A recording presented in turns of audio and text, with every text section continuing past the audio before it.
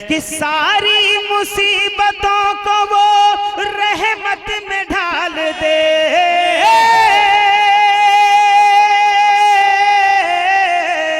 ساری مصیبتوں کو وہ رحمت میں ڈھال دے۔ ارے ایڑی رگڑ دے بچہ تو زمزم نکال دے۔ وہ خدا وہ ہے میرا خدا، وہ خدا وہ ہے میرا خدا۔ وہ چاہے تو خشکی سے سمندر نکال دے،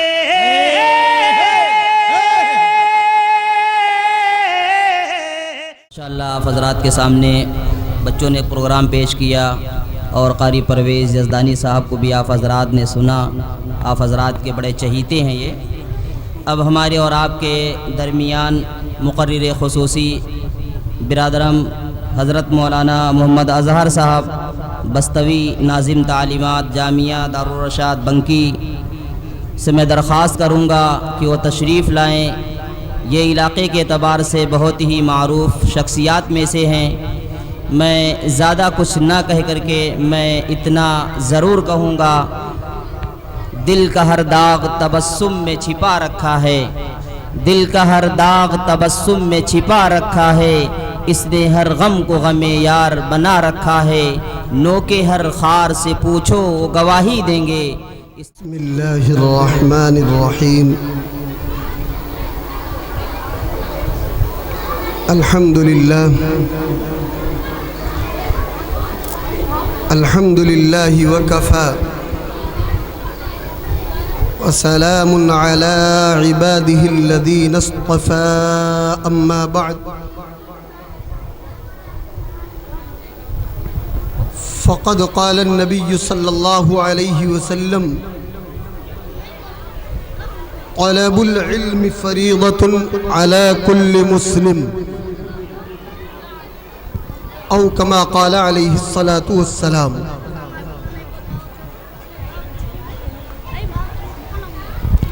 وقال علیہ الصلاۃ والسلام اذا كانت لیلۃ النصف من شعبان فقوموا لیلها وصوموا نہارها، او کما قال علیہ الصلاۃ والتسلیم۔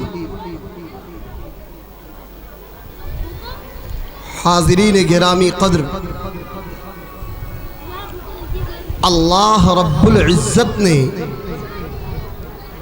دنیا میں 18,000 مخلوقات پیدا فرمائی،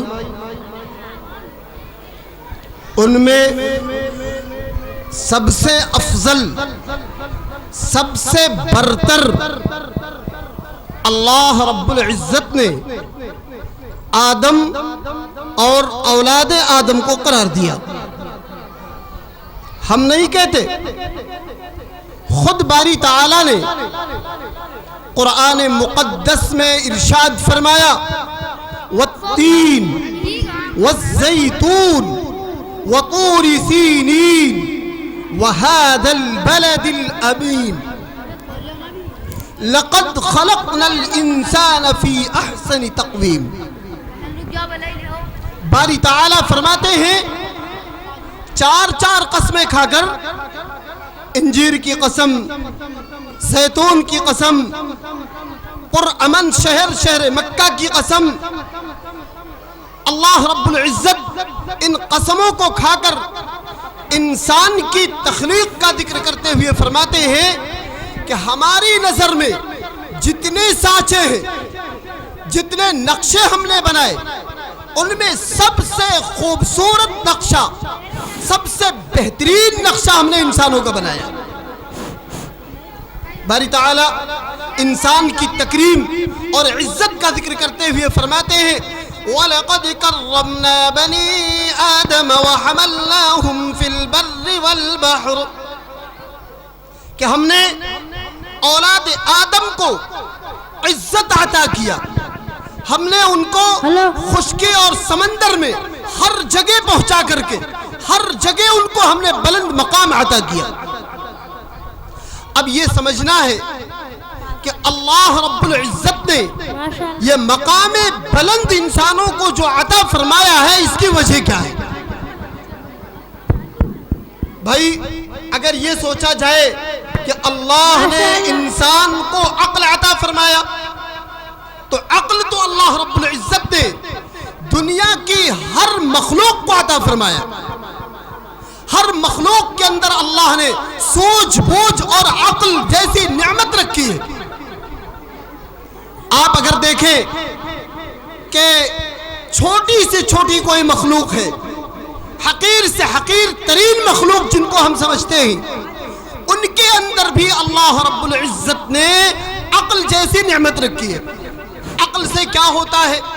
آدمی عقل کے ذریعے سے یہ فیصلہ کرتا ہے کہ یہ کام ہم کریں گے تو ہمارے لیے کیا فائدہ کیا نقصان ہے.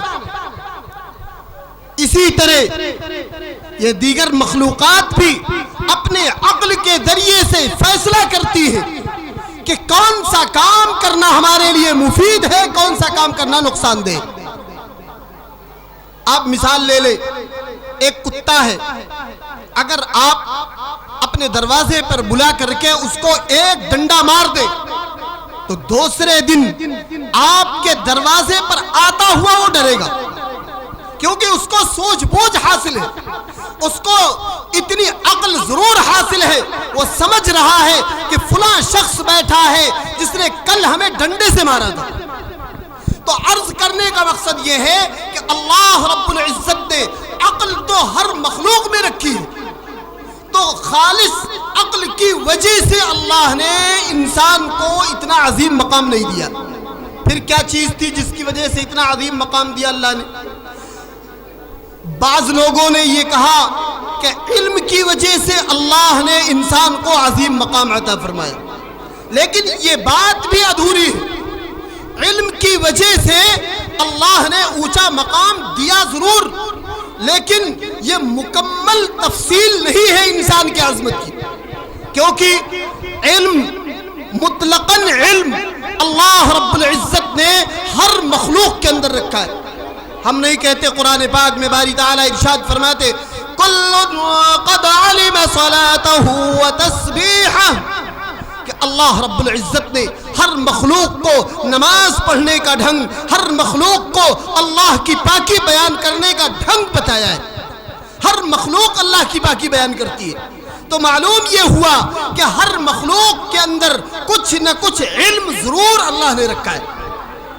تو اگر عقل کی وجہ سے نہیں, علم کی وجہ سے نہیں, تو پھر کیا چیز ہے جس کی وجہ سے اللہ نے انسان کو یہ مقام بلند عطا کیا؟ وہ چیز کیا ہے؟ باری تعالیٰ ارشاد فرماتے الرحمن علم القرآن خلق الانسان علمہ البیان. باری تعالیٰ ارشاد فرماتے ہیں کہ رحمان اللہ رب العزت کے ناموں میں, صفاتی ناموں میں سب سے عظیم نام رحمان کا ہے. اتنی عظیم صفت اللہ رب العزت کی صفتوں میں سے کوئی نہیں. یہ ایسی صفت ہے جو خالص اور خالص اللہ ہی کے لیے بولی جا سکتی, کسی اور کے لیے نہیں. یہیں پر ایک بات واضح کر دینا ضروری سمجھتا ہوں کہ اگر ہم اپنے معاشرے کا جائزہ لیں تو ہمارے یہاں اگر کسی کا نام عبد الرحمن ہے تو عام طور پر لوگ رحمان کہا کرتے ہیں. رحمان, لوگ اپنا سر نیم رحمان کا لفظ بناتے ہیں. یاد رہے بسا اوقات لفظ رحمان کو اپنا سر نیم بنانے کی وجہ سے شرک ہو سکتا ہے. کیوں؟ اس لیے کہ یہ نام اللہ کے ساتھ خاص ہے. ہم عبد الرحمن تو بن سکتے ہیں, یعنی رحمان کے بندے تو ہم کہلا سکتے ہیں, لیکن ہم خود رحمان نہیں ہو سکتے. یہ رحمان اللہ کی وہ صفت ہے جو اللہ کے علاوہ پر کبھی بھی قطعاً نہیں بولی جا سکتی. اللہ رب العزت نے اپنی اس صفت کو ذکر کرتے ہوئے ارشاد فرمایا الرحمن علم القرآن, کہ رحمان نے قرآن کو سکھلایا. رحمان نے انسان کو قرآن سمجھنے کی صلاحیت عطا کی.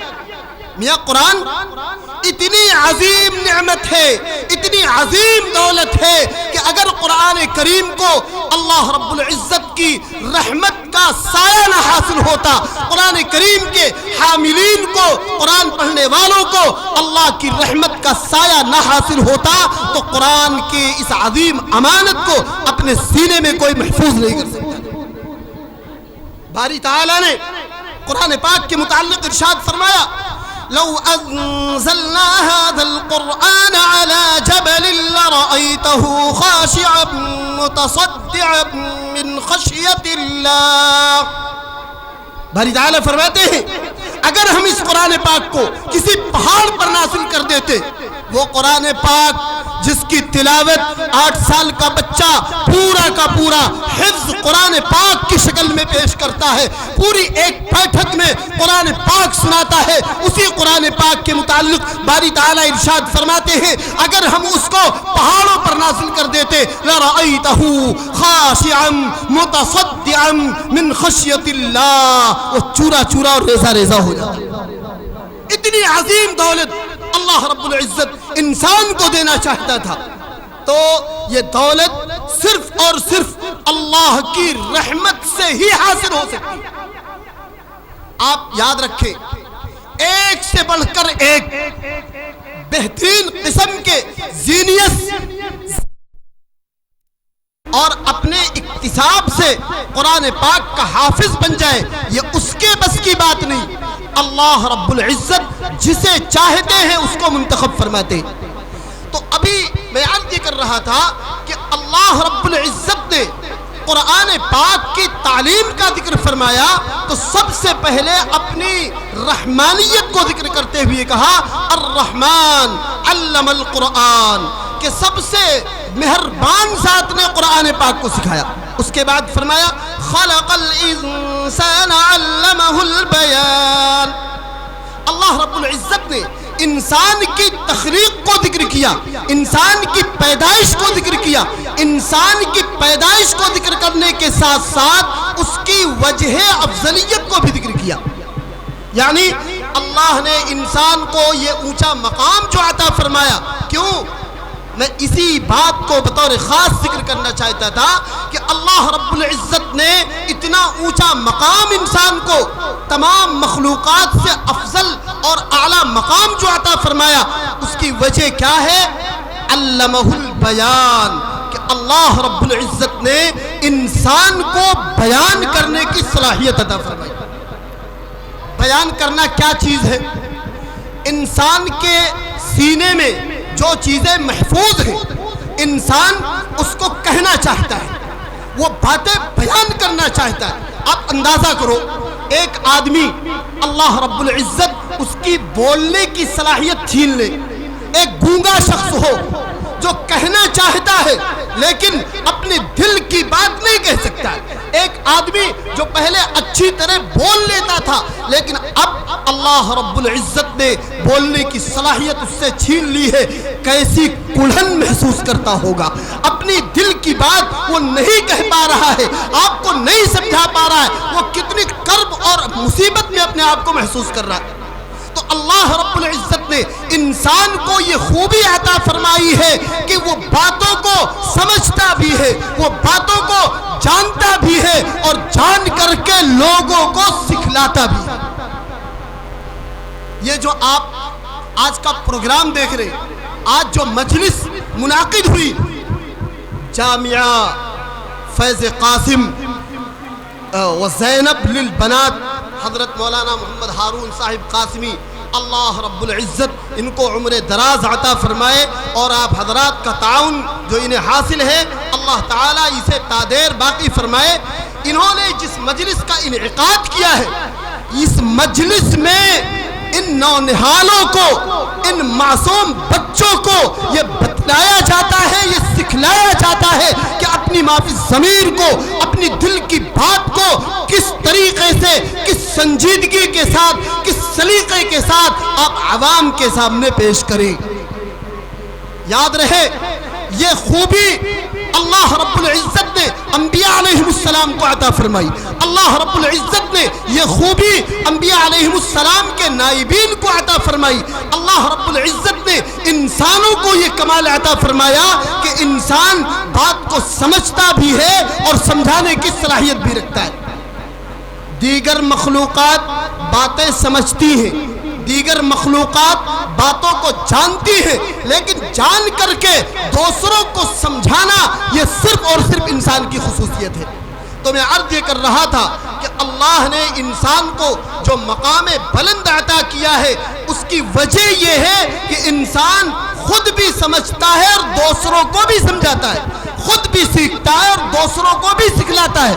اور یاد رہے اللہ کی نظر میں سب سے بہتر وہ شخص ہوتا ہے جو قرآن پاک کو سیکھے اور قرآن پاک کو سکھلائے. آپ کہیں گے مولانا یہ تو قرآن پاک کا ذکر ہے. میں یہ کہتا ہوں کہ قرآن پاک کا علم اصلی علم ہے، باقی سارے علوم قرآن پاک کے علم کے لیے خادم اور نوکر کی حیثیت رکھتے ہیں. جتنے گرامر پڑھائے جاتے ہیں ان سارے گرامر کا مقصد ہے عربی کو سمجھنا. عربی کو سمجھنے کا مقصد ہے قرآن پاک کو سمجھنا، احادیث شریفہ کو سمجھنا، کیونکہ جب تک کہ عربی کے گرامر کو نہیں سمجھیں گے قرآن نہیں سمجھ سکتے، احادیث شریفہ کو نہیں سمجھ سکتے، اللہ اور رسول صلی اللہ علیہ وسلم کے ارشادات و فرمودات کو نہیں سمجھ سکتے. یہ مدارس اسلامیہ اسی کام کے لیے ہمہ وقت منہمک رہتے ہیں. ان نونہالوں کو تمام علوم سکھلاتے ہیں اور اسی وجہ سے اللہ رب العزت کی نظر میں ان کا مقام سب سے بلند ہے. حدیث پاک میں آیا خیرکم من تعلم القرآن وعلمہ، تم میں سب سے بہتر وہ شخص ہے جو قرآن پاک کو سیکھے اور سکھلائے. یاد رہے حضرت نبی پاک صلی اللہ علیہ وسلم کو اللہ رب العزت نے جس ماحول میں بھیجا وہ ماحول اگر کہا جائے تمام برائیوں کا سرچشمہ تھا. کوئی ایسی برائی نہیں تھی جو عربوں کے اندر نہ پائی جاتی ہو. شراب نوشی، اسی طریقے سے جوا بازی، اسی طریقے سے ڈکیتی، اسی طریقے سے جنگوں کا نہ تھمنے والا ایک لامتناہی سلسلہ عربوں کی گھٹی میں پایا جاتا تھا. لیکن آپ علیہ السلام پر اللہ رب العزت نے جب پہلا پیغام بھیجا تو اللہ نے یہ نہیں کہا اے میرے محبوب آپ کی امت مشرک ہے اس لیے آپ اپنی امت سے پہلے کہیے کہ اے لوگوں لا الہ الا اللہ محمد الرسول اللہ، یعنی لوگوں کو توحید کی دعوت دیجیے. نہیں، پہلی وحی یہ نہیں. آپ علیہ السلام کی امت آپ صلی اللہ علیہ وسلم کو اللہ کا رسول نہیں مانتی تھی. آپ صلی اللہ علیہ وسلم کو اللہ کے بھیجے ہوئے پیغمبر کی صورت میں تسلیم نہیں کر رہی تھی. اللہ نے یہ نہیں کہا کہ آپ اپنی قوم کو اپنی رسالت کا یقین دلائیے. آپ علیہ السلام کو اللہ نے یہ حکم نہیں دیا کہ آپ لوگوں سے کہیے کہ جوا سے، شراب سے، تمام برائیوں سے باز آ جائیں، بلکہ اللہ رب العزت نے مین پوائنٹ جو چیز تھی وہ آپ علیہ السلام کے ذریعے پوری امت کو سکھلایا. وہ چیز کیا تھی؟ وہ چیز تھی ایجوکیشن اور تعلیم. آپ علیہ السلام کو اللہ نے سب سے پہلی جو وحی عطا فرمائی وہ وحی تھی اقرأ باسم ربک الذی خلق خلق الانسان من علق. اللہ رب العزت نے حضرت نبی پاک صلی اللہ علیہ وسلم کو سب سے پہلے نہ توحید کی وحی بھیجی، نہ رسالت کی وحی بھیجی، نہ آپ علیہ السلام کے پاس یہ حکم بھیجا کہ آپ اپنی قوم سے کہیے اے لوگو اللہ کا ذکر کرو، اے لوگو صبر اختیار کرو، بلکہ آپ علیہ السلام کو پہلی وحی اللہ نے یہ دی کہ اے نبی آپ خود پڑھیے اور لوگوں کو بھی پڑھائیے. آپ علیہ السلام جبکہ امی تھے، پڑھنا لکھنا نہیں جانتے تھے. آپ علیہ السلام کو جب اللہ کی طرف سے یہ حکم دیا گیا، جبریل امین نے کہا اے محمد پڑھیے، آپ نے کیا فرمایا؟ ما انا بقارئ، میں پڑھا ہوا نہیں ہوں. حضرت جبریل امین نے کہا پڑھیے، زور سے بھیجا، فرمایا پڑھیے، آپ نے پھر وہی جواب دیا، دوبارہ سے بارہ یہی جواب ملا۔ پھر آپ علیہ السلام سے حضرت جبریل امین نے کہا اقرأ بسم ربک الذی خلق خلق الانسان من علق اقرأ وربک الاکرم۔ عرض کرنے کا مقصد یہ ہے کہ اللہ رب العزت نے اس امت کو سب سے پہلا پیغام پڑھنے اور پڑھانے کا دیا، لیکن افسوس اس بات پر ہے کہ جس قوم کا پہلا پیغام پڑھنا ہو، جس قوم کو پہلا پیغام ایجوکیشن کا دیا گیا ہو، آج اس قوم کی شرح خواندگی اٹھا کر دیکھا جائے، آج جو کمیشن کی رپورٹیں پیش کی جاتی ہے حکومت کی طرف سے، جو بینچ قائم کی جاتی ہے، جو کمیشن بنائے جاتے ہیں، ان میں جو رپورٹیں آتی ہیں وہ یہ ہیں کہ سب سے کم پڑھے لکھے اگر پائے جاتے ہیں تو مسلمانوں میں پائے جاتے ہیں، سب سے کم شرح خواندگی مسلمانوں میں ہے۔ حالانکہ ہمارے نبی نے سب سے پہلے تعلیم کی دعوت دی ہے، ہمارے نبی نے سب سے پہلے پڑھنے کا حکم دیا ہے، بلکہ ہمارے نبی کو جو کتاب دی گئی اس کا نام ہی اللہ نے قرآن رکھ دیا۔ قرآن کے معنی کیا ہے؟ قرآن کے معنی ہے بار بار پڑھی جانے والی چیز۔ اللہ رب العزت نے قرآن پاک کو وہ مقام عطا فرمایا ہے کہ رات دن اس کی تلاوت کی جاتی ہے، رات دن قرآن پاک کو پڑھا جاتا ہے۔ تو ہم مسلمانوں کو چاہیے کہ نبی کے طریقے پر عمل پیرا ہو کر کے سب سے پہلے ہم اپنے بچوں کو دین کی تعلیم دلائیں۔ قاری پرویز احمد صاحب یزدانی نے جو اشعار پڑھے، ہم کو اور آپ کو اپنے اشعار میں انہوں نے سبق دیا، اور یہ پورا کا پورا یہ بورڈ جو آپ دیکھ رہے ہیں مولانا ہارون صاحب نے تیار کیا ہے، واقعی وقت کی اہم ضرورت ہے۔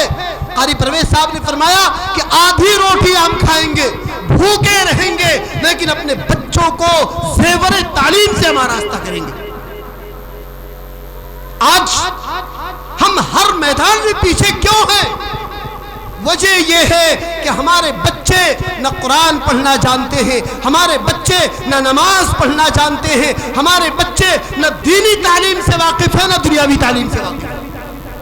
آج ہم رونا روتے ہیں ہمیں نوکریاں نہیں ملتی، آج ہم رونا روتے ہیں کہ حکومت ہمیں درکنار کر رہی ہے۔ مسلمانوں، حکومت کو درکنار کرنے میں، اس کے درکنار کرنے میں سب سے زیادہ اگر تعاون ہے تو خود ہمارا ہے۔ ہم لوگوں نے تعاون دیا ان کو، ہم لوگوں نے ایسے حالات پیدا کیے۔ یہ ہمارے معصوم بچے جامعہ فیض قاسم کے طالب علم ہیں، اللہ رب العزت نہ معلوم ان سے دین اور دنیا کا کون بڑا سا کام لے لے۔ دارالعلوم دیوبند کے بانیان لکھا ہے ان کی عمریں بالکل قریب قریب تھی، 35 سال 40 سال کے نوجوان تھے۔ ہم لوگوں کی جو عمریں ہیں اس سے بھی کم کی ان کی عمریں تھی، لیکن اللہ نے ان سے وہ کام لیا کہ آج پورے عالم کے اندر ڈنکا بجتا ہے دارالعلوم دیوبند کا، آج پورے عالم کے اندر ڈنکا بجتا ہے علماء دیوبند کا، آج پورے عالم کے اندر جہاں بھی آپ جائیں بالواسطہ بلا واسطہ علماء دیوبند دارالعلوم دیوبند کے فیض یافتگان پائے جاتے ہیں۔ تو میں عرض یہ کر رہا تھا کہ یہ نونہال، یہ معصوم بچے ہماری قوم کا مستقبل ہیں، اللہ ان سے نہ معلوم کون بڑا سا کام لے لے۔ اس لیے ہمیں اپنے نونہالوں کو دین کی تعلیم کی طرف ہمیں زیادہ سے زیادہ رغبت دلانا ہے، ہمیں کوشش کرنا ہے یہ قرآن پڑھیں، سب سے پہلے دین سیکھیں، کیونکہ بھائی اگر انہوں نے دین کو نہیں سیکھا، اگر انہوں نے ایمان کو نہیں سیکھا، اگر انہیں یہ نہیں معلوم ہو سکا کہ محمد کون ہے، انہیں یہ نہیں معلوم ہو سکا کہ ہمارے آپ کے آقا حضرت محمد الرسول اللہ صلی اللہ علیہ وسلم آخری نبی ہیں، تو نہ معلوم کتنے جھوٹے مدعیان نبوت آ کر کے اپنے آپ کے نبی ہونے کا دعویٰ کر دے۔ کوئی مرزا کی شکل میں آئے گا، کوئی شکیل ابن حنیف کی شکل میں آئے گا، نہ معلوم کتنی کتنی شکلوں میں لوگ آئیں گے اور دعویٰ کریں گے کہ میں خاتم النبیین ہوں، جبکہ حضرت نبی پاک صلی اللہ علیہ وسلم نے ارشاد فرمایا انا خاتم النبیین، میں نبیوں کا خاتم ہوں۔ اللہ نے مجھ پر نبوت اور رسالت کا دروازہ بند فرما دیا ہے۔ تو میں عرض کر رہا تھا ان نونہالوں کو دین کی تعلیم سکھانا یہ ہماری آپ کی ذمہ داری ہے۔ ابھی جو میں نے حدیث پاک تلاوت کی، حضرت نبی پاک صلی اللہ علیہ وسلم نے ارشاد فرمایا طلب العلم فریضۃ علی کل مسلم۔ صحیح روایت میں جو بات ہے وہ صرف علی کل مسلم کا لفظ آیا ہے کہ علم دین کا حاصل کرنا ہر مسلمان پر فرض ہے۔ ہر مسلمان مطلب مرد ہو یا عورت ہو، ہر ایک پر علم دین کا حاصل کرنا فرض ہے۔ اب ہر آدمی کم از کم اتنا علم ضرور حاصل کرے جس سے وہ فرض کو سیکھ سکے۔ بھائی یاد رہے کہ جو چیزیں فرض ہیں ان کا سیکھنا فرض عین ہے، اور جو چیزیں خود فرض عین نہیں ہے، فرض کفایہ ہے، ان کا سیکھنا فرض کفایہ ہے۔ مثال کے طور پر نماز فرض عین ہے، 5 وقتہ نمازیں فرض عین ہے۔ مثال کے طور پر زکوٰۃ دینا ہر صاحب نصاب پر فرض عین ہے۔ مثال کے طور پر ہر مالدار پر جو صاحب استطاعت ہو حج کرنا فرض عین ہے۔ اس لیے ہر مسلمان پر عاقل بالغ ہو اس پر لازم ہے کہ نماز کے مسائل کو سیکھے۔ نماز کے مسائل کا سیکھنا اس پر فرض عین ہے، روزے کے مسائل کا سیکھنا اس پر فرض عین ہے، حج کے مسائل کا سیکھنا اس پر فرض عین ہے۔ ہاں جو چیزیں فرض عین نہیں ہے، فرض کفایہ ہے، ان کے لیے ان مسائل کو جاننا فرض کفایہ ہے۔ مثال کے طور پر نماز جنازہ فرض کفایہ ہے۔ اب نماز جنازہ کے مسائل کو سیکھنا فرض کفایہ ہے۔ مثال کے طور پر شریعت کا زیادہ اکثر علم رکھنا، قرآن کا، حدیث کا، فقہ کا معتد بہ خاص مقدار میں علم کا حاصل کرنا یہ فرض کفایہ ہے۔ ایک مسئلہ یاد رہنا چاہیے، مسلمانوں غور سے سنو کہ ہر بستی میں، ہر گاؤں میں ایک عالم دین کا ہونا فرض کفایہ ہے۔ ہر گاؤں کے اندر ایک عالم دین کا ہونا فرض کفایہ ہے۔ اگر کسی گاؤں میں عالم دین نہ ہو تو گاؤں کے سارے لوگ گنہگار ہوتے ہیں۔ اللہ رب العزت ان سے سوال فرمائیں گے کہ تمہارے گاؤں کے اندر کوئی عالم دین کیوں نہیں ہوا؟ تم نے اپنے نونہالوں کو دین کا علم کیوں نہیں سکھلایا؟ کیونکہ ہر گاؤں میں ایک عالم دین کا ہونا فرض کفایہ ہے۔ اگر آپ کے گاؤں میں کوئی عالم دین نہ ہو تو باہر کے کسی گاؤں سے کسی عالم کو بلا کر کے اپنے گاؤں میں بسائیں، ان کو گاؤں میں لا کر کے قیام کرنے کے لیے ان سے لجاجت کریں، کیونکہ یہ علماء نہیں ہوں گے، یہ دین سکھانے والے نہیں ہوں گے تو ہمارے ایمان پر ڈاکے ڈالے جائیں گے۔ ہمارا کل سرمایہ ہمارا ایمان ہے۔ ہم اگر اپنے ایمان کو بچا کر دنیا سے لے گئے تو ہم کامیاب ہو گئے۔ اگرچہ ہمارے پاس دولت ہے، خزانے ہیں، ہمارے پاس بینک بیلنس ہے، ہمارے پاس عہدے ہیں، ہمارے پاس محلات ہیں، لیکن یہ ساری چیزیں دنیا تک ہیں۔ بعد میں کام آنے والی چیز وہ ہے ہمارا علم، ہمارا عمل، اور یہ چیز ہم کو علماء دین سے حاصل ہوگا۔ تو میں عرض یہ کر رہا تھا کہ اپنے بچوں کو پہلے دین کی تعلیم دی جائے، پہلے قرآن کی تعلیم دی جائے، اور یاد رہے یہ صرف مردوں پر نہیں عورتوں پر بھی ضروری۔ ماں اور بہنوں بطور خاص میں آپ سے مخاطب ہوں، اللہ رب العزت نے کائنات میں جو تبدیلیاں پیدا فرمائی ہے، اللہ رب العزت نے دنیا کے اندر جو بڑے بڑے کام لوگوں سے کروائے ہیں، ان تمام کاموں کے پیچھے میری ماں اور بہنوں تمہارا ہاتھ ہے۔ تمہارا مقام اتنا بلند ہے، اتنا بلند ہے، اگر میں یہ کہوں کہ حضرت نبی پاک صلی اللہ علیہ وسلم کے پاس سب سے پہلا ناموس جبریل امین کی شکل میں جب آتا ہے، آپ علیہ الصلوۃ والسلام لرزہ براندام ہو جاتے ہیں، آپ صلی اللہ علیہ وسلم پر کبھی طاری ہو جاتی ہے، آپ اپنے گھر واپس تشریف لاتے ہیں اور آپ فرماتے ہیں زملونی زملونی زملونی، مجھے چادر اڑا دو، مجھے کملی اڑاؤ۔ آپ علیہ الصلوۃ والسلام سخت گرمی کے زمانے میں بھی آپ پر کبھی طاری ہو جاتی۔ اے مسلمانوں، بطور خاص ہماری ماں اور بہنوں، اس وقت محبوب کائنات صلی اللہ علیہ وسلم کو سب سے پہلے جس ذات نے تسلی دلائی تھی وہ کون ہے؟ تمہاری ہی صنف سے، تمہاری ہی خاندان سے، تمہاری ہی نسل سے تعلق رکھنے والی ایک پارسا خاتون تھی۔ وہ کون تھی؟ حضرت سیدہ خدیجۃ الکبریٰ رضی اللہ تعالی عنہا۔ حضرت سیدہ خدیجۃ الکبریٰ کیا فرماتی ہے؟ اے میرے محبوب، آپ پریشان نہ ہو، اللہ آپ کو ضائع نہیں فرمائے گا۔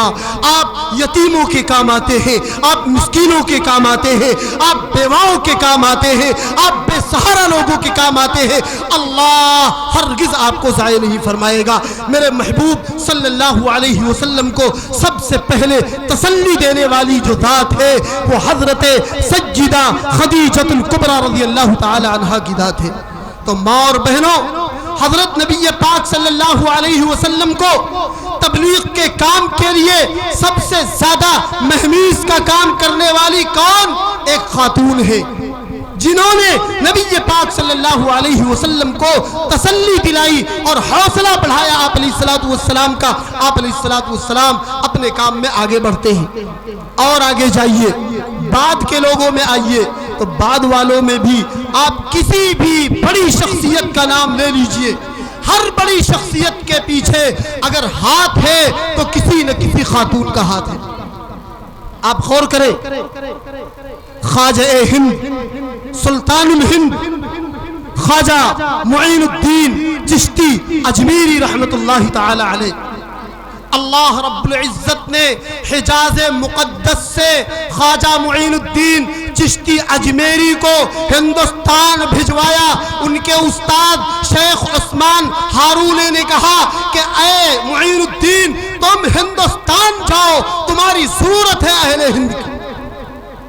خواجہ معین الدین چشتی اجمیری ہندوستان تشریف لاتے ہیں، محنت کرتے ہیں اور اللہ رب العزت نے آپ کے دست حق پرست پر لاکھوں لوگوں کو ایمان کی دولت عطا فرمائی۔ آپ کے ہاتھوں پر بہت سے مسلمان تائب ہوئے، آپ کے ہاتھوں پر بہت سے برادران وطن اسلام قبول کرتے ہیں۔ حضرت خواجہ معین الدین چشتی اجمیری رحمت اللہ علیہ کے استاد محترم نے ایک بار سوچا کہ چل کے دیکھوں میرے شاگرد نے ہندوستان کے اندر کیا کام کیا۔ حضرت کے سوانح میں لکھا ہوا ہے کہ خواجہ عثمان ہارونی آئے تو ڈائریکٹ شاگرد کے یہاں نہیں پہنچ گئے، پتہ لگاتے لوگوں سے تحقیق کرتے، جیسے ماشاءاللہ مولانا ہارون صاحب کام کر رہے، ہمارا ان سے قلبی لگاؤ ہے، ہم ان کے پاس ڈائریکٹ آ کر کے یہاں آ کے دیکھیں گے تو لگے گا ماشاءاللہ بہت کچھ کیا ہے، لیکن ان کی اصل کارکردگی تب معلوم ہوگی جب ہم علاقے میں گھوم کر کے ٹہل کر کے لوگوں سے پتہ لگائے بھئی مولوی ہارون کیا کر رہے، کیسا کام کر رہے، ان کا نظام کیا ہے۔ اب اگر پبلک تعریف کرتی ہے تو ماشاءاللہ ان کی کارکردگی اللہ کے یہاں بھی مقبول ہے اور اللہ ان کو مزید ترقی عطا فرمائے گا۔ خواجہ عثمان ہارونی نکلتے ہیں، پتہ کرتے اخیر میں جا کر کے خواجہ معین الدین چشتی اجمیری کے دربار میں پہنچے۔ خواجہ عثمان ہارونی نے کہا کہ اے معین الدین، ایک راز کی بات بتاتا ہوں، وہ یہ ہے کہ آج صبح فجر کی نماز جو میرے پیچھے پڑھ لے گا اللہ اسے بخش دے گا، اللہ اس کی مغفرت فرما دے گا، لیکن اے معین الدین یاد رہے یہ بات کسی کو ہرگز مت بتلانا، اگر بتا دیا تو بتلانے والے کا نام کٹ جائے گا۔ اب آپ غور کریں، خواجہ اجمیری رحمت اللہ علیہ کو کتنی محبت تھی ہم سے اور آپ سے اور ہندوستان والوں سے. خواجہ ہند نے رات ہوئی اپنی ٹنی اٹھائی, پورے علاقے میں گھوم کر کے ٹہل کر کے جہاں بھی پہنچ سکتے تھے اعلان کر دیا, اے لوگو اے لوگو اے لوگو, آج فجر کی جماعت ہمارے یہاں سبھی سارے لوگ پڑھے, فجر کی نماز با جماعت سارے کے سارے لوگ ہماری مسجد میں پڑھے. حضرت کا حکم تھا, ایک جمع خفیر فجر کے وقت اکٹھا ہو گیا. صبح ہوئی, خواجہ عثمان ہارونی نے نماز پڑھائی, سلام پھیرا تو انسانوں کا ٹھاٹے مارتا ہوا سمندر نظر آ رہا. خواجہ عثمان ہارونی نے فرمایا, معین الدین کچھ اپنے بارے میں بھی سوچا. تو خواجہ معین الدین چشتی اجمیری کچھ کہتے, اس سے پہلے غیب سے ندا آئی کہ اے عثمان, تمہارے کہنے سے پہلے ہی معین الدین کو بخش دیا گیا. یہ مقام ان کی والدہ کی تربیت کے نتیجے میں ملا. ایک دن حضرت خواجہ صاحب رحمت اللہ علیہ بہت خوش والدہ کے پاس پہنچے.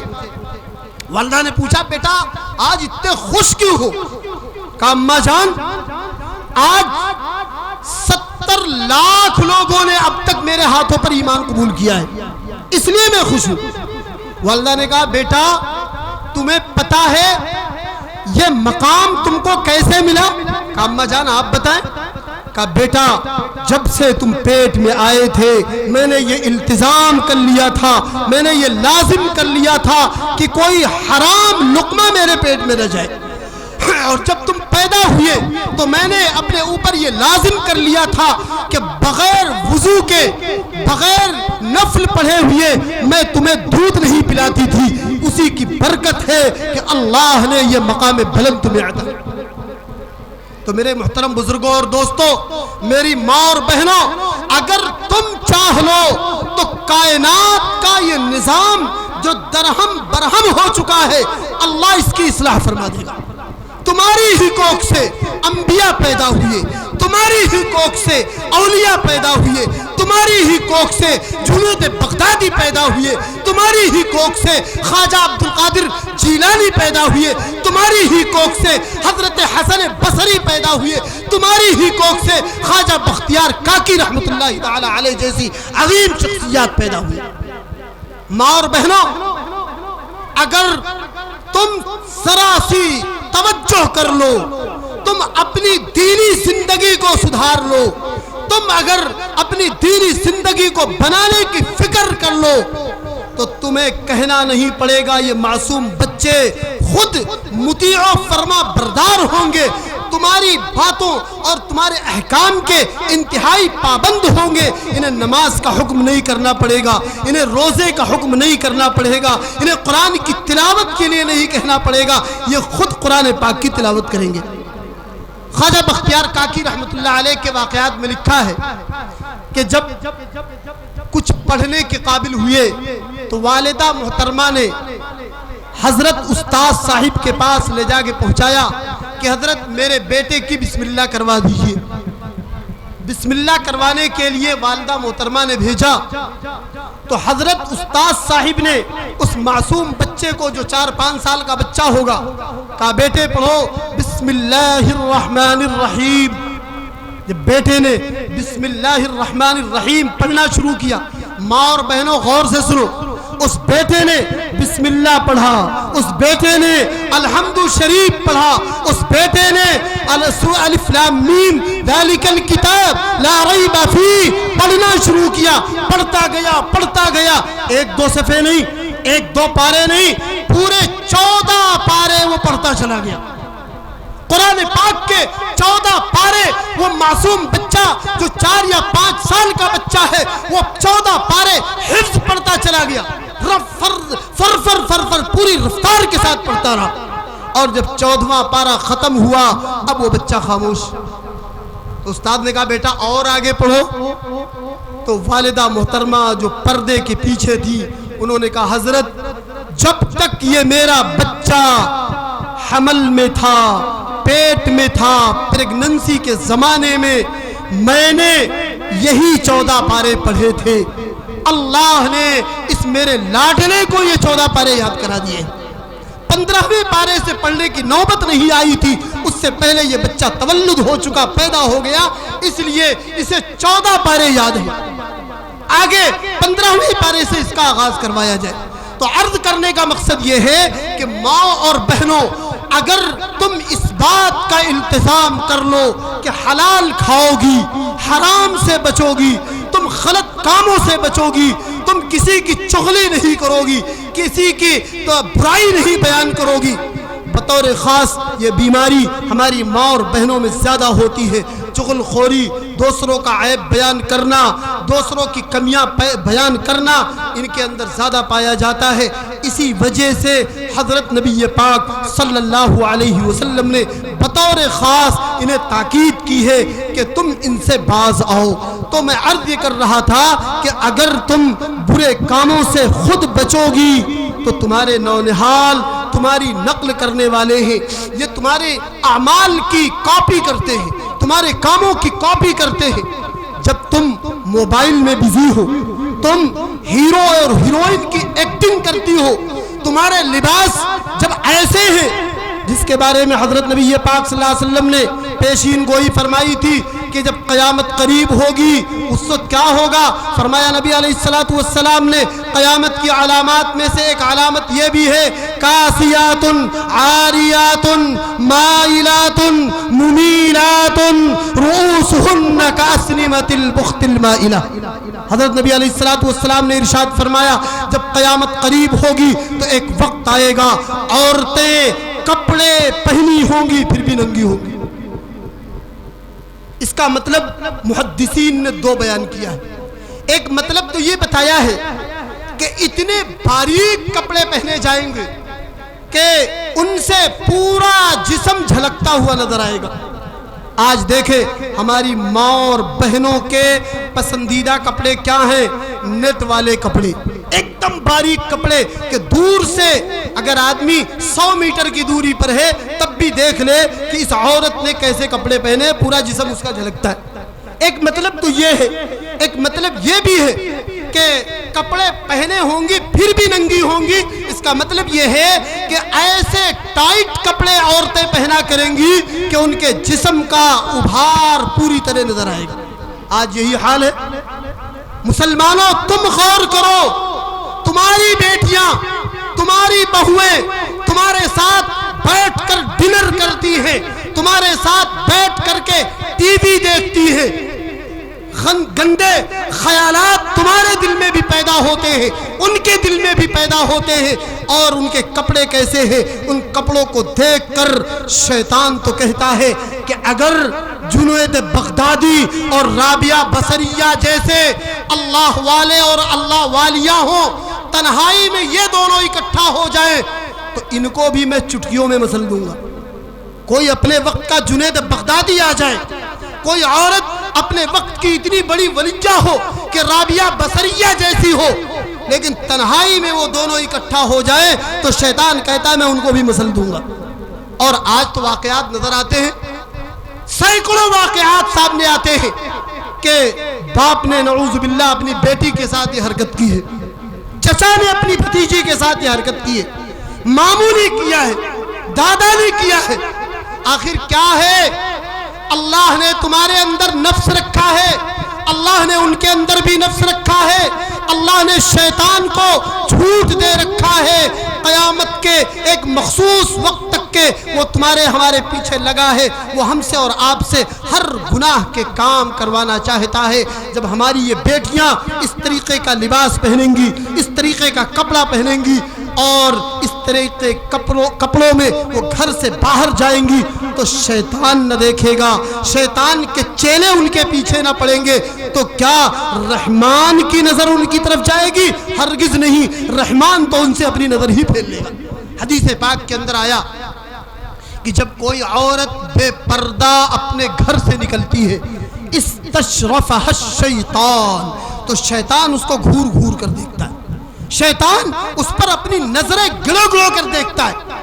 اسلام کا حکم تو یہ ہے وقرن فی بیوتکن ولا تبرجن تبرج الجاہلیت الاولی، کہ اے عورتوں تم اپنے گھروں میں رہو، اور زمانے جاہلیت میں جس طرح عورتیں اپنے زیب و زینت کو خوب ظاہر کیا کرتی تھی اس طریقے کا تمہارا طرز عمل نہیں ہونا چاہیے، وہ روش تمہارے اندر نہیں پائی جانی چاہیے۔ تم گھر سے نکلو تو اسلام یہ سکھاتا ہے کہ ایسے کپڑے پہن کر نہ نکلو کہ لوگوں کی نظر تمہارے اوپر آئے، تمہاری طرف ان کی نظریں جمنے پائیں۔ تم کو کسی سے بات کرنی ہو تو بہت نرم لہجہ نہ اختیار کرو۔ باری تعالیٰ کیا فرماتے ہیں؟ باری تعالیٰ نے فرمایا کہ ان اتقیتن فلا تخضعن بالقول فیطمع الذی فی قلبہ مرض۔ باری تعالیٰ فرماتے ہیں اے نبی کی بیویوں، اے نبی کے کی بیٹیوں، یا نساء النبی لستن کاحد من النساء، اے نبی کی بیویوں تم عام عورتوں کی طرح نہیں ہو۔ ان اتقیتن، اگر تمہارے اندر اللہ کا خوف ہے، فلا تخضعن بالقول، تو نرم باتیں مت کیا کرو۔ کیوں؟ ورنہ اس کے دل میں، جس کے دل میں مرض ہے، وہ تمہاری طرف للچائی ہوئی نگاہوں سے دیکھنا شروع کر دے گا۔ آج ہمارے گھروں کا کیا حال ہے؟ ہماری عورتیں، مائیں اور بہنیں غیر مردوں سے بات کریں گی، دروازے پہ کسی نے دستک دیا تو بہت ہی نرمی کے ساتھ بڑے میٹھے الفاظ میں ان سے گفتگو کریں گی۔ اپنے گھر والوں سے، اپنے شوہر سے، اپنی ساس سے، اپنی سسر سے، اپنے بیٹے سے انہیں گفتگو کرنا ہو تو ایسی بد اخلاقی کا مظاہرہ کریں گی، لگتا ہے ان کے اندر انسانیت ہی نہیں۔ ساس نے آواز دے دیا تو پھر قیامت ہی آ گئی، سسر نے کچھ کہہ دیا تو پھر اس کی خیر نہیں، شوہر نے کچھ کہہ دیا تو نہ معلوم کتنی صلوات ان کو سنا بیٹھیں گی۔ وہی باہر سے کوئی انسان آ گیا تو بڑی نرم اور لجاجت کی گفتگو ہوتی ہے۔ قرآن کہتا ہے ایسی لجاجت کی، ایسی نرم گفتگو سے باز آ جاؤ، فیطمع الذی فی قلبہ مرض، ورنہ وہ شخص لالچ کرے گا جس کے دل میں بیماری ہے، جس کے اندر نفاق ہے، وہ تمہارے بارے میں نہ معلوم کون کون سی باتیں بنانا شروع کر دے گا، شیطان اس کے دل میں کیا کیا خیالات پیدا کرے گا۔ تو قرآن تو یہ کہتا ہے کہ اس طریقے سے غیروں کے ساتھ پیش آؤ کہ ان سے نہ تو نہ ان کے دل میں تمہارے بارے میں کوئی لالچ پیدا ہو اور نہ ایسی گفتگو ہو کہ وہ تم کو بد اخلاق، بد سلیقہ اور بدتمیز کہہ سکے۔ وَقُلْنَ قَوْلًا مَعْرُوفًا، ایسی بات کہو جو بھلی بات ہو، نہ بہت نرم بات ہو نہ بہت سخت بات ہو، ضرورت کے بقدر جواب دے کر اس کو چلتا کیا جائے۔ آگے فرمایا وَقَرْنَ فِي بُيُوتِكُنَّ، اپنے گھروں کو لازم پکڑو۔ آج ہماری معصوم بہنوں کو، بچیوں کو، بیٹیوں کو تعلیم سے محروم کیا جا رہا ہے۔ کیوں؟ صرف اس وجہ سے کہ وہ فاطمہ کی کنیزائیں ہیں اور وہ کہتی ہیں ہم فاطمہ کی کنیزائیں ہیں، ہم علم حاصل کریں گے پردے کے ساتھ، ہم علم حاصل کریں گے، ہم تمام میدانوں میں سارے علوم حاصل کرنا چاہتے ہیں، لیکن جو ہماری دبیس چادر ہمارے چہروں پر پڑی ہے، ہماری چادر نہ نوچی جائے، ہمارا حجاب نہ اتروایا جائے، ہمارا لباس نہ اتروایا جائے، ہم کو عریانیت پر مجبور نہ کیا جائے۔ ہماری بہنوں نے امتحانات کا بائیکاٹ کیا، ہماری بہنوں نے صاف اعلان کیا ہم پڑھیں گے تو حجاب کے ساتھ پڑھیں گے، ہم پڑھیں گے تو پردے کے ساتھ پڑھیں گے، ورنہ تمہاری تعلیم تمہیں کو مبارک ہو۔ یہ حالات کیوں پیش آئے مسلمانوں؟ اس وجہ سے پیش آئے کہ تم نے اپنی معصوم بچیوں، اپنی تھوڑی سمجھدار بچیوں، بالغ بچیوں، اپنی عورتوں کے لیے پردے کو لازم نہیں سمجھا۔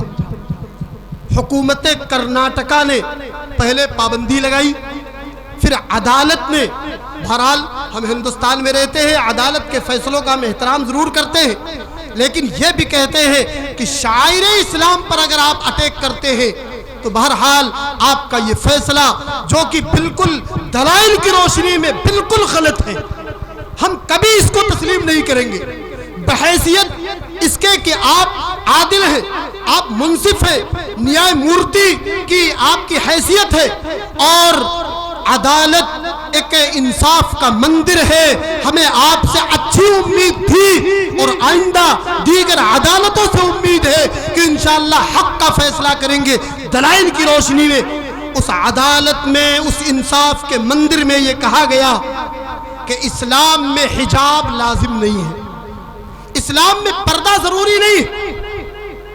या तो जानबूझकर उन्होंने इस्लामी तालीमात को छिपाया है, या ये कि हमारी कमी है कि हमने उनको सही मानों में इस्लाम की तस्वीर नहीं दिखाया। हम खुद इस्लाम की तर्जमानी नहीं कर सके, हम खुद उन्हें ये नहीं बता सके कि इस्लाम की असल तालीमात क्या है। हम मुसलमानों ने इस्लाम की जो तर्जमानी की है इस्लामी अहकाम में, इसका नतीजा हमें तो भुगतना ही था। बहुत से मसाइल में भुगता है और मसाइल में हम भुगतते रहेंगे। मुसलमानों, मोटे मोटे मसाइल, 3 तलाक का मसला ले लीजिए। आज हिंदुस्तान में कानून बन गया 3 तलाक देना जुर्म है। अरे भाई, इस्लाम भी यही कहता है कि एक साथ 3 तलाक देना जुर्म है, गुनाह अजीम है। इस्लाम तो कहता है ये बहुत बड़ा पाप है। इस्लाम यहां तक कहता है अगर कोई मर्द किसी औरत को तलाक देता है तो अर्श इलाही हिल जाता है। इस्लाम तो इसको इतना बड़ा पाप कहता है। हमारी हुकूमत ने अब कानून बनाया है, इसको पाप के जुमरे में शामिल किया है। इस्लाम ने भी इसको पाप कहा है, लेकिन इस्लाम यह भी कहता है कि अगर ये पाप का काम कोई कर बैठेगा तो इसका जो असर है वो तो जाहिर होगा ही भाई। जैसे किसी एक आदमी को अभी मैं बैठे बिठाए एक गोली मार दूं तो मेरा गोली मारना पाप है, मैंने पाप किया है, ये जुर्म है। लेकिन क्या गोली मारने के बाद गोली का असर जाहिर नहीं होगा? यकीनन असर जाहिर होगा। क्या कोई ये कह सकता है कि ये जुर्म है लिहाजा जुर्म करने के बाद उसका नतीजा उस पर मुरत्तब नहीं होगा? उसका नतीजा मुरत्तब होगा। मैं मुजरिम हूँ, जुर्मी हूँ, मुझे उसकी सजा मिलेगी, लेकिन जो हमने कर दिया वो कर दिया, उसका असर जाहिर होगा। इसलिए किसी मुसलमान ने अगर 3 तलाक दे दिया तो वो 3 तलाक 3 ही मानी जाएंगी। ये और बात है, वो मुसलमान अल्लाह की नज़र में बहुत बड़ा पापी है, शरीयत इससे मना करती है। मुसलमानों ने इसमें जरा भी एहतियात से काम नहीं लिया, कानून बन गया। इस्लाम तो ये कहता है तलाक मजबूरी दर्जे में है। तलाक अगर देनी ही पड़ जाए, कोई शक्ल ना हो, तो उसका तरीका ये अपनाया जाए कि औरत जब एमसी पीरियड से पाक हो जाए, किसी औरत की एमसी मान लीजिए कल 19 तारीख है, 19 तारीख को ख़त्म हुई और पाक हो गई, नमाज पढ़ने के काबिल हो गई। अब शौहर अपनी बीवी के करीब न जाए और अब उसे चूंकि मजबूरी में तलाक देना है, 1 तलाक उसे दे दे। अब इसके बाद में उसको यूं ही छोड़े रखे यहाँ तक कि इद्दत गुजर जाए, ये तलाक अहसन है। और अगर अगले पीरियड में, अगले महीने पीरियड आए, फिर वो पाक हो जाए, फिर 1 तलाक दे दे। उसके बाद अगले महीने यानी तीसरे महीने में भी पीरियड आए, खत्म हो जाए और वो पाक हो जाए, फिर तलाक दे। ये 3 महीने में 3 तलाक देना, ये तलाक हसन है। और एक ही साथ तलाक तलाक तलाक कह देना, ये तलाक बिदात है। शरीयत इससे मना करती है। शरीयत तो यूं कहती है कि तलाक ही ना दो, और मजबूरी में देना हो तो वो तरीका अपनाओ जो शरीयत का तरीका है।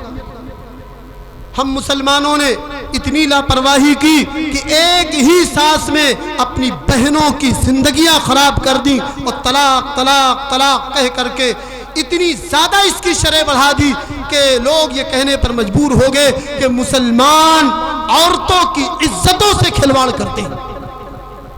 और इससे ज्यादा भयानक एक चीज और आ गई। 3 तलाक देने के बाद फौरन फोन करेंगे मुफ्ती साहब, मौलाना हारून साहब, अब ये मैंने अपनी बीवी को गुस्से में 3 तलाक दे दिया, अब कोई मसला बताओ। तो क्या मौलाना हारून साहब अपने घर से मसला लाएंगे? मैं अपने घर से नहीं। कुरान जो कहता है, अरे भाई आपने तलाक दी है गुस्से में, हंसी में कौन तलाक देता है? تفریق کرتے کرتے کون طلاق دیتا ہے؟ طلاق تو غصے میں دی ہی جاتی ہے، کیوں نہیں تم نے اپنے اوپر کنٹرول کیا؟ ایک تو غصے میں طلاق دی اور اس کے بعد پھر عدت جب بیچاری گزار چکی تو اب اس کی عزت سے دوبارہ کھلواڑ کرنا چاہتا ہے، کیا؟ حلالہ کرو۔ مسلمانوں، حلالے کا جو طریقہ ہمارے یہاں رائج ہے یہ سراسر اسلامی تعلیمات کے خلاف ہے۔ ہرگز اسلام میں اس طریقے کا کوئی ثبوت نہیں، نہ قرآن سے ثابت ہے حلالے کا یہ طریقہ، حلالے کا یہ طریقہ نہ احادیث شریفہ سے ثابت ہے۔ اسلام یہ کہتا ہے اگر شوہر نے عورت کو طلاق دے دیا تو اب عدت گزار کر عورت آزاد، شوہر طلاق دینے کے بعد ہی آزاد، وہ نئی پارٹنر تلاش کرے، نئی شریک حیات تلاش کرے اور عورت اپنا کوئی دوسرا جیون ساتھی تلاش کرے اور اس ارادے سے تلاش کرے کہ اب بقیہ زندگی اسی کے ساتھ گزارنا ہے۔ ہم اور آپ کیا کرتے ہیں؟ اسلام اس کو حلالہ کہتا ہے، یعنی اسلام یہ کہتا ہے کہ اگلا نکاح وہ لڑکا یا وہ لڑکی جس سے بھی کرے پورے جیون کے لیے کرے، اس کو حلالہ شریعت مانتی ہے۔ لیکن ہمارا آپ کا طریق کیا ہے کہ شام کو نکاح کروا دیتے ہیں، گھر میں دیور ہے، گھر میں اور کوئی شخص ہے، اس سے نکاح کروا دیا اور زبردستی صبح اس سے طلاق دلوا دیتے ہیں۔ یہ جو طریقہ رائج ہے یہ اسلام کا مذاق ہے، اسی وجہ سے پارلیمنٹ میں بھی ہمارا مذاق اڑایا گیا، بلکہ جگ ہنسائی ہوئی ہمارے لیے، پوری دنیا میں ہم پر ہنسا۔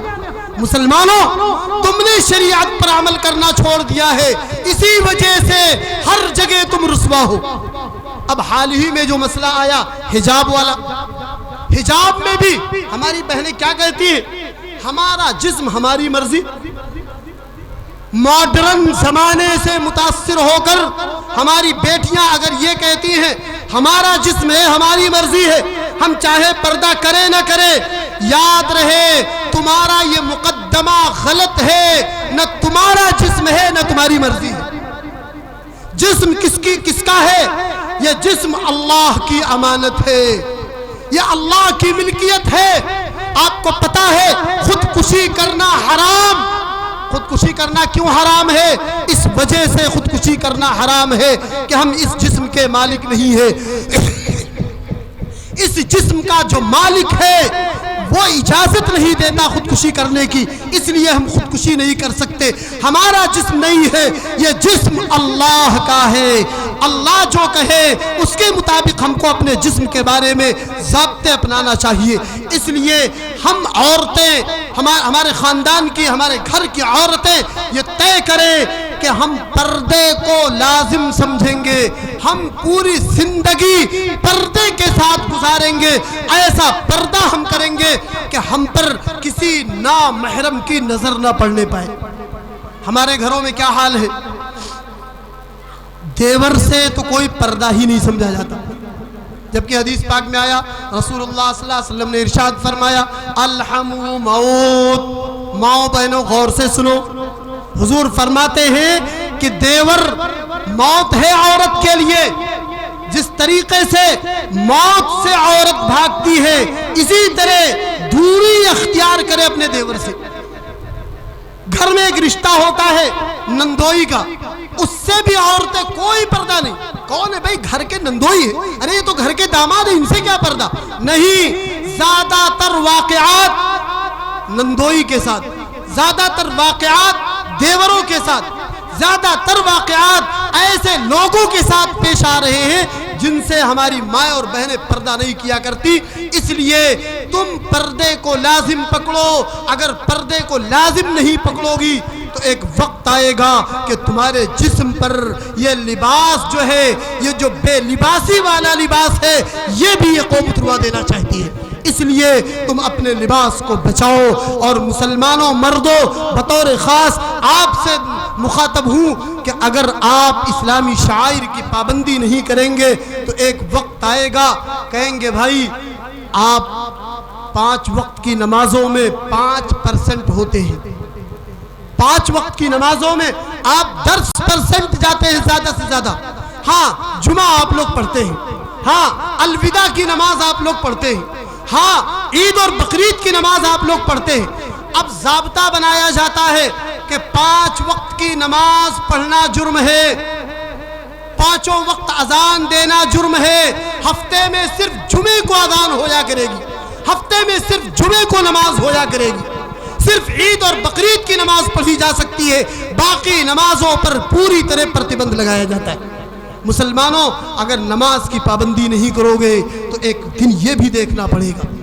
ہم آپ سے کہتے ہیں مسلمانوں اگر داڑھی نہیں رکھو گے تو اپنے داڑھی رکھنے والے بھائیوں کے ساتھ ظلم کرو گے، ایک دن آنے والا ہے کہ ہمارے اور آپ کے داڑھی نہ رکھنے کی وجہ سے داڑھی رکھنے والوں کو مجبور کیا جائے گا کہ داڑھیاں چھلواؤ، تم ٹوپی نہیں لگاؤ گے تو تمہیں مجبور کیا جائے گا کچھ دنوں کے بعد جو ٹوپی لگاتے ہیں وہ ٹوپیاں اتاریں۔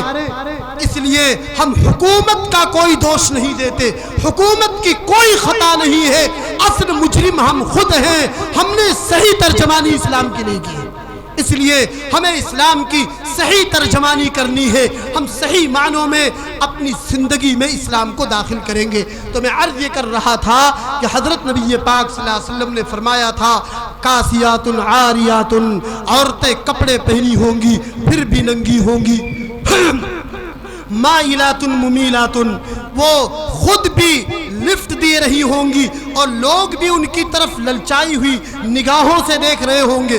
آج حال یہی تو ہے، ہم اپنی بیٹیوں کو بہنوں کو بنا سنوار کر ان کے ہاتھ میں موبائل دے کر گناہ کے سارے آلات و اسباب مہیا کرا کر ہم ان کو باہر بھیجتے ہیں، اور ہماری ان بیٹیوں پر ہماری بہنوں پر اگر کوئی نظر ڈالتا ہے تو ہم یہ کہتے ہیں کہ ہماری عورتوں کے ساتھ مذاق کیا جا رہا ہے۔ نہیں، قرآن نے کہا ہے کہ جو شرفاء کے گھر کی عورتیں ہیں، قرآن نے اصول بتایا، یا ایھا النبی قل لازواجک وبناتک ونساء المؤمنین یدنین علیہن من جلابیبہن۔ اس آیت کا پس منظر یہ ہے کہ فساق، فاسق و فاجر، منافقین جب عورتیں مغرب کے بعد گھروں سے اپنی ضرورت کے لیے نکلتی تو اس زمانے کے سرفرے منافقین جو ہوتے تھے عورتوں کو چھیڑا کرتے، ان کو پریشان کرتے، لیکن اگر انہیں یہ پتہ چل جاتا کہ یہ باندی نہیں ہے، کسی شریف گھرانے کی عورت ہے، تو ہرگز اس کو کچھ نہیں کہا کرتے تھے۔ یعنی اس زمانے میں بھی شرفاء ایک دوسرے کی شرافت کا پورا خیال رکھتے تھے، شرفاء بھی، اور اس زمانے کے جو بد چلن قسم کے لوگ تھے وہ بھی شرافت کا پورا لحاظ رکھتے تھے۔ تو اللہ رب العزت نے حضرت نبی پاک صلی اللہ علیہ وسلم کے ذریعے ایک پلان بتایا کہ یا ایھا النبی قل لازواجک، اے نبی آپ کہہ دیجئے اپنی بیویوں سے، وبناتک اور اپنی بیٹیوں سے، ونساء المؤمنین اور عام مسلمانوں کی عورتوں سے، کیا یدنین علیہن من جلابیبہن، کہ وہ اپنے اوپر اپنی جلباب اور اپنی چادر کو یوں ڈال لیں، یعنی اپنی چادروں کو کھینچ کر اپنے چہرے پر اس طریقے سے ڈالے۔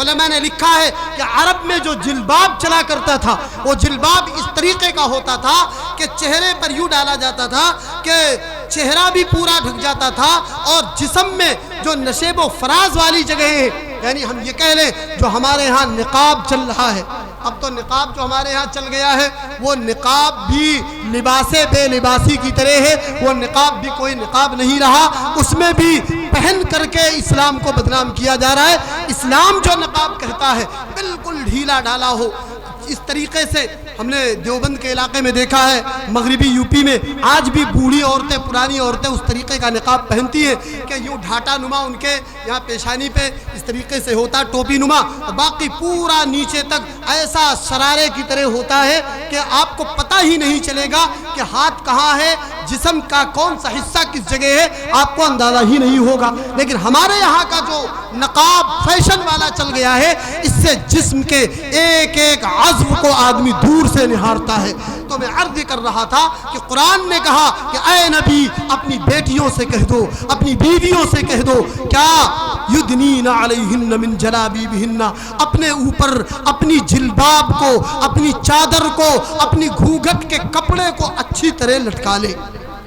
یہ تو اسلام صاف کہتا ہے، قرآن اس کو حکم کے طور پر کہہ رہا ہے، اور نہ معلوم ہمارے برادران وطن کو یا اور ہمارے بھائیوں کو کس نے یہ بتا دیا کہ قرآن میں کہیں پردے کا حکم نہیں۔ قرآن میں تو صاف لکھا ہے پردہ کرنا ضروری ہے۔ اور قرآن تو چھوڑو، ہر شریف انسان کی طبیعت تقاضا کرتی ہے کہ پردہ کیا جائے۔ ارے بھائی، ہم نے یہ کپڑا پہن رکھا ہے، کیوں پہن رکھا ہے؟ اس لیے کہ ہمارے اندر حیا ہے۔ ہر وہ شخص جس کے اندر حیا ہے وہ اپنے چھپانے کے ہر عزم کو چھپائے گا۔ ہمارا ہاتھ کھلا ہے، ہمیں ذرا بھی شرم نہیں آتی۔ ہمارا چہرہ کھلا ہے، ذرا بھی شرم نہیں آتی۔ یہ پیر ہمارے ٹخنوں سے نیچے کھلے، ذرا بھی شرم نہیں آتی۔ لیکن اگر کہیں ہم کرتا نکال دیں تو ہم اپنا سر فوراً جھکا لیں گے، ہم جھیپ جائیں گے۔ اگر ہم اور آپ اپنے ناف سے لے کر کے یہاں تک کا حصہ نعوذ باللہ کھل جائے تو ہم گھڑوں پانی کے نیچے، منو مٹی کے نیچے ہم دب جائیں گے، ہم یوں ہو جائیں گے۔ جبکہ ہم مردوں کے ساتھ ہوں، ہمارے جیسے ہی لوگ بیٹھے ہوں، تب بھی ہم شرم کے مارے ہم پانی ہو جائیں گے۔ کیوں؟ اس لیے کہ ہمارے اندر حیا ہے۔ تو ہر وہ شخص جس کے اندر حیا ہے وہ پردے کو لازم سمجھتا ہے، اور جس میں حیا نہیں ہے وہ سب کچھ کرنا جائز سمجھتا ہے۔ عربی کا مقولہ ہے اذا فاتک الحیاء فافعل ما شئت، جب کسی قوم سے حیا ختم ہو جائے پھر وہ جو چاہے کرے۔ جتنے بھی شریف گھرانے ہیں، چاہے ہندوازم سے تعلق رکھتے ہوں، چاہے عیسائیت سے تعلق رکھتے ہوں، چاہے سکھ مذہب سے تعلق رکھتے ہوں، جتنے شرفاء ہیں، ہر زمانے میں جتنے شرفاء رہے ان کے گھروں میں پردہ رہا ہے۔ آپ نے یہ سنا ہوگا کہ سیتا ماتا کے ساتھ 14 سال بنواس میں رہے رام جی کے بھائی، لیکن انہوں نے اپنی بھابھی جان کو کبھی نہیں دیکھا۔ کس چیز نے ان کو مجبور کیا؟ بھائی نے کیا کہا؟ رام کے بھائی نے کیا کہا رام جی کے بھائی نے؟ کہ بھائی میں نے بھابھی جان کی ایڑیوں کے علاوہ کچھ نہیں دیکھا۔ کیوں؟ یہ حیا ان کو مجبور کر رہی تھی۔ رام جیسا بن کے دکھاؤ۔ رام تمہارے لیے، ہمارے لیے ایک آدرش ہے۔ ان کے اچھے کارنامے، ان کے جو اقوال ہیں ان کو اپنے اندر لانے کی کوشش کرو۔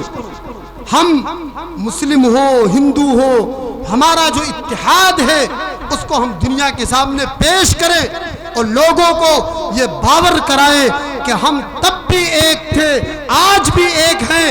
ہم انگریزوں کے بانٹنے سے تب بھی نہیں بٹے تھے، آج انگریز چلا گیا ہے لیکن 7 سمندر پار بیٹھ کر ہم کو اور ہمارے ہندو بھائیوں کو لڑا رہا ہے۔ اس لیے ہم یہ مل کر کے کوشش کریں کہ ہم جو گنگا جمنی تہذیب تھی اس کو باقی رکھیں گے۔ شرم و حیا کی جو چادر ہماری بہنوں کے سروں پر پڑا ہے، ہم وہ چادر کسی کو نوچنے نہیں دیں گے، اور ہمیں امید ہے دوسری عدالتیں فیصلہ کریں گی کہ اس فیصلے پر نظر ثانی کیا جائے، اور انشاءاللہ یہ حق ضرور مل کے رہے گا۔ لیکن میں اپنے مسلمان بھائیوں سے عرض کروں گا کہ بھائی اسلامی تعلیمات کو اپناؤ، اپنے بچوں کو قرآن پڑھاؤ، اپنے بچوں کو دین پڑھاؤ، اور اس کے بعد تمام دنیاوی علوم پڑھاؤ، انگریزی بھی پڑھاؤ، سنسکرت بھی پڑھاؤ، ہندی بھی پڑھاؤ۔ یہ ساری زبانیں ہماری ہیں، اور ان کو پڑھنے کا مقصد کیا ہے؟ ہم ان کو پڑھ کر کے امن کی بات، آشتی کی بات، محبت کی بات، بھائی چارگی کی بات، ہمارا قرآن محبت کے بارے میں کیا کہتا ہے، ہم ہندی زبان میں، سنسکرت زبان میں، انگلش زبان میں اپنے بھائیوں تک پہنچائیں، تاکہ ہمارے بھائیوں کو یہ پتہ چلے کہ اسلام امن کا مذہب ہے، شانتی کا مذہب ہے، اور شانتی کا اس سے بڑا کوئی پرتیک نہیں۔ اللہ رب العزت ہم مسلمانوں کو اسلامی تعلیمات پر عمل کی توفیق و رحمت فرمائے، اور یہ جو عظیم رات ہے، عزیز طلبہ نے انجمن اصلاح اللسان کے تحت جو کچھ انہوں نے سیکھا تھا، ماشاءاللہ انہوں نے آپ کو جو موٹی موٹی ضروری باتیں تھیں آج کی رات سے متعلق سب بتا دیا۔ جو میں بیان کرتا ماشاءاللہ وہ ساری باتیں ان بچوں نے بتا دیا ہے، اور اس رات میں کثرت سے اللہ کا ذکر کرنا ہے۔ اس رات میں کوئی خاص طریقہ نماز پڑھنے کا نہیں ہے۔ بہت سے لوگ پوچھتے ہیں مولانا صاحب شب برات کی نماز کیسی پڑھی جائے؟ شب برات کی کوئی نماز نہیں، شب برات میں خاص طور پر نماز پڑھنے کا کوئی طریقہ نہیں. اللہ نے جو طریقہ آپ کو بتلایا ہے سکھلایا ہے, جیسے عام نفلیں پڑھتے ہیں ویسے ہی آپ نفل پڑھیے, تہجد پڑھیے, پوری رات آپ اللہ کی عبادت کریے.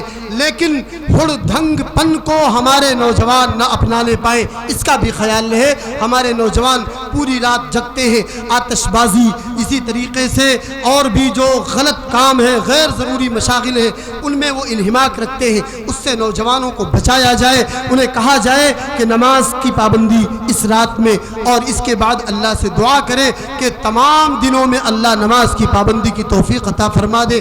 کیونکہ بھائی یہ فیصلے کی رات ہے. آج اللہ رب العزت پورے سال کا بجٹ پیش فرمائیں گے. اللہ رب العزت نے تقدیر میں جو باتیں لکھ دی ہیں وہ ساری کی ساری سال در سال اللہ رب العزت ہر انسان کے متعلق جو احکام ہیں ان کا فیصلہ شب برات میں فرماتے ہیں. شب برات میں اللہ یہ فیصلہ فرماتا ہے کہ اب اس شب برات سے لے کر اگلی شب برات آنے سے پہلے پہلے تک کتنے لوگ پیدا ہوں گے, کتنے لوگ مریں گے, کس کو کتنی روزی دی جائے گی, کتنے لوگ حادثات کا شکار ہوں گے, کس کو کیا ملے گا, کیا کھوئے گا, کیا پائے گا, یہ سارے فیصلے اللہ آج کی رات فرماتا ہے. اور پھر آج کی رات شب برات میں یہ فیصلہ ہوتا ہے اور متعلقہ فرشتے کو اللہ تعالی یہ ہماری کاپی شب قدر میں عطا فرماتے ہیں. آج فیصلے کی رات ہے, آج تجویز پاس ہوگی اور نفاذ اس کا شب قدر سے ہوگا. اللہ رب العزت شب قدر کو ہماری تقدیرات کی جو کاپیاں ہیں فرشتوں کو حوالے کر دیں گے. تو بہرحال آج کی رات اگر اللہ کی عبادت میں گزاریں گے تو ہو سکتا ہے اللہ تعالی ہمارا شمار نیکوں میں فرما دے. اللہ رب العزت ہم کو اور آپ کو استغفار کرنے والوں میں شمار فرما دے.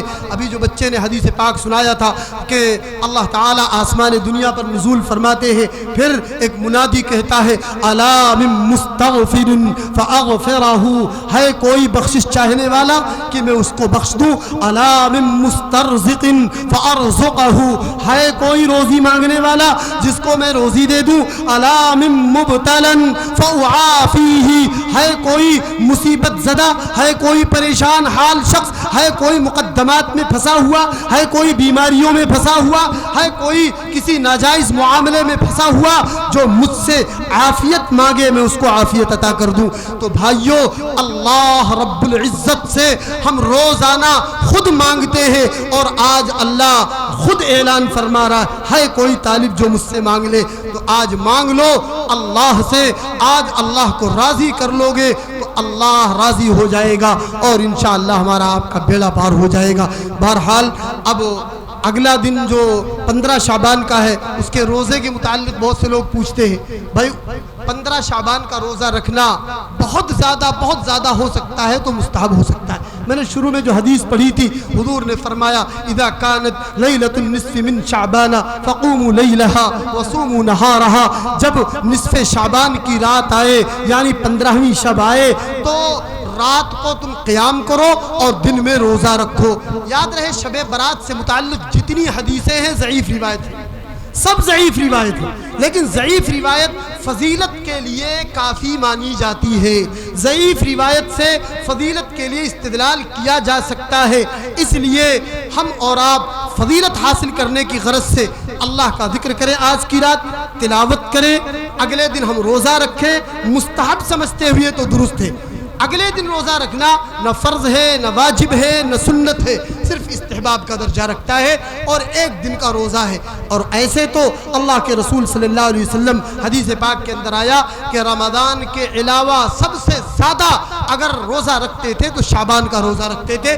28 29 اخیر کے 2-3 دن چھوڑ کر کے پورے مہینے شعبان کے آپ روزہ رکھتے تھے. لیکن امت کو کیا حکم دیا کہ امت کے لوگ اگر رکھنا چاہیں تو 15 شعبان تک, پہلی شعبان سے 15 شعبان تک روزہ رکھیں, 15 کے بعد روزہ نہ رکھیں, کیونکہ اگر 15 کے بعد بھی روزہ رکھیں گے تو رمضان کے روزے میں کوتاہی ہو سکتی ہے، وہ نشاط، وہ چستی جس کی ضرورت ہے وہ حاصل نہیں ہو پائے گی۔ اللہ رب العزت ہم سب کو کہنے سننے سے زیادہ عمل کی توفیق مرحمت فرمائے۔ حضرت مولانا ہارون صاحب نے جو محنت کی ہے، اللہ ان کی محنت کو برابر فرمائے، اور ایسے مکاتب کی ضرورت ہے۔ ہم تو یہ کہتے ہیں کہ ایسے مکاتب قائم کیے جائیں جہاں ہمارے بچوں کو دینی اور عصری تعلیم ملے، جہاں انہیں اینتھونی اسکولوں میں جانے کی ضرورت نہ پیش آئے جہاں پر ان کے ایمان پر ڈاکہ ڈالا جا رہا ہے۔ ہمارے بچوں کو ایسے کالجز میں جانے کی ضرورت نہ پیش آئے جہاں پر ان کے ایمان اور اسلام پر حملہ کیا جاتا ہو۔ ہم خود کفیل بنے، جیسا کہ بخاری پرویز صاحب نے فرمایا آدھی روٹی کھائیں گے، آدھی روٹی کھاؤ، اپنے بچوں کو قرآن کی تعلیم دلاؤ، اپنے بچوں کو کالجوں میں پڑھاؤ، لیکن ایمان کے ساتھ، اسلامی پردے کے ساتھ، اسلامی احکام کی پابندی کے ساتھ۔ اللہ آپ کی مدد کرے گا۔ آمین۔ وآخر دعوانا الحمدللہ رب العالمین۔